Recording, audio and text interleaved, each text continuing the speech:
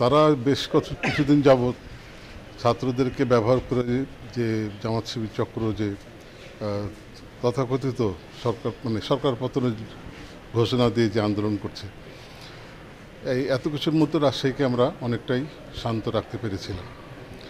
আমাদের অবস্থান ছিল রাজপথে এবং আমাদের নেতাকর্মীদের সরব উপস্থিতি ছিল পাড়ায় মহল্লায়। ফলে কয়েকবার চেষ্টা করেও তারা সামনে আসতে সাহস পায়নি।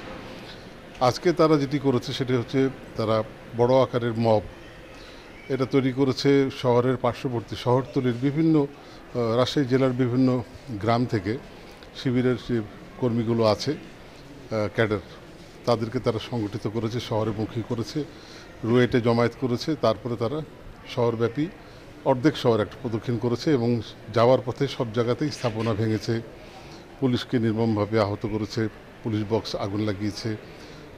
শহীদ কামরুজ্জামানের যে স্মৃতিফলক আছে তার ছবিটা আছে, ছবিটাতে লাল কালি দিয়ে ছবিটা নষ্ট করেছে।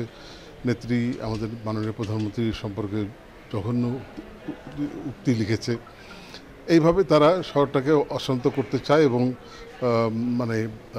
তারা আজকের এই দিনে একটি বিষয় বিশেষভাবে উল্লেখযোগ্য, সেটি হলো যে তাদের সঙ্গেই থাকা কোটা বিরোধী ছাত্রদের মধ্যে একজন সমন্বয়ক, তার নাম অর্ণব। তাকে আমরা চিনি, প্রথম দিনই আমরা তাকে পেয়েছিলাম। সেই অর্ণব আজকে যখন ভাঙচুর শুরু করে শিবির কর্মীরা, তখন সে বলে যে আমরা তো ভাঙচুর করতে আসিনি, আপনারা ভাঙচুর করছেন কেন?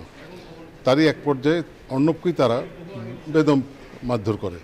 তাহলে বোঝা যাচ্ছে যে তারা আন্দোলনটা, তাদের উদ্দেশ্যটা কতটা নোংরা এবং কতটা তাদের স্বরূপ উন্মোচিত হয়ে যাচ্ছে। আমার বিশ্বাস যে ছাত্ররা, যারা কোমলমতি ছাত্র, যারা হয়তো না বুঝিয়ে আবেগে বিভিন্ন কারণেই এই পথে পরিচালিত হয়েছে, তারা দ্রুতই উপলব্ধি করছে এবং তারা এখান থেকে বেরিয়ে আসবে।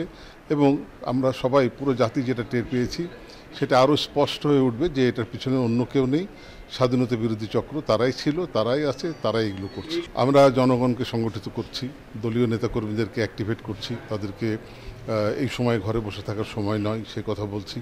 এবং যার যার মনের কিছু যদি দুঃখ ক্ষোভ থাকে সেগুলো পরে দেখা যাবে। এখন তাদেরকে সকলকে নিজ নিজ এলাকায়, পাড়ায় মহল্লায়, রাজপথে অবস্থান নিতে বলেছি, সেটি কাজ হচ্ছে। আমি বিশ্বাস করি যে আগামী 2-3 দিনের মধ্যে হয়তো সারা দেশেও এটি কাজ করতে শুরু করবে বিভিন্ন জায়গায়।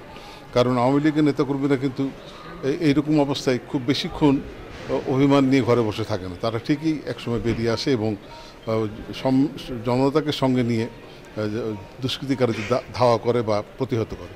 এবারও তাই হবে ইনশাল্লাহ। হ্যাঁ, সকালে গতকালকে জেনেছিলাম রাতে যে সাবেক মেয়র মিজানুর রহমান মিনু, তার স্ত্রী, তিনি একটি কলেজের, মাদার বক্স নামে একটি কলেজের অধ্যক্ষ, তিনি তার গার্জেন হিসাবে তিনি এসে দাঁড়াবেন 0 পয়েন্টে।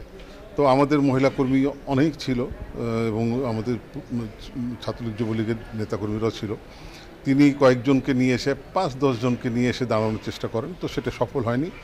তিনি 0 পয়েন্ট থেকে চলে গিয়ে রেলগেটে, যেখানে তাণ্ডবটা বেশি হয়েছে, সেখানে গিয়ে তিনি এবং তার সন্তান, পুত্র সন্তান, তারা সেখানে এই তাণ্ডবকারীদের সঙ্গে যোগ দেন এবং তার উপস্থিতি এই জামাত শিবিরকে অনেকটাই উৎসাহিত করে, কোনো সন্দেহ নাই।